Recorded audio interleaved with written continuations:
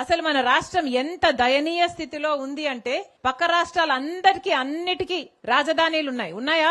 బెంగళూరు, చెన్నై, ముంబై అన్నిటికీ అన్నీ ఉన్నాయి. కానీ మనకేముంది?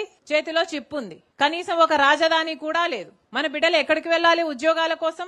వాళ్ళ భవిష్యత్తు ఏం కావాలి? డిగ్రీలు, పీజీలు చదివిన బిడ్డలంతా రోడ్ల మీద తిరుగుతున్నారు, లేకపోతే ఆటో డ్రైవర్లుగానో గిగ్ వర్కర్లుగానో పనిచేస్తున్నారు. ఎవరు పట్టించుకుంటున్నారు? బిడ్డలకు భరోసా లేదు. పైగా చంద్రబాబు గారు అంటారు ఇప్పుడు 2 బిడ్డలు సరిపోరట, 3, 4, 5 కనాలట. ఉన్న బిడ్డలకే దిక్కులేదు, 2, 3, 4 కడాలట. అట్లా కన్న వాళ్ళకి ఈయన 25,000 రూపాయలు ఇస్తాడట. ఈయన ఇచ్చే బోర్డు 25,000 రూపాయల కోసం మీరు బిడ్డల్ని కనాలట.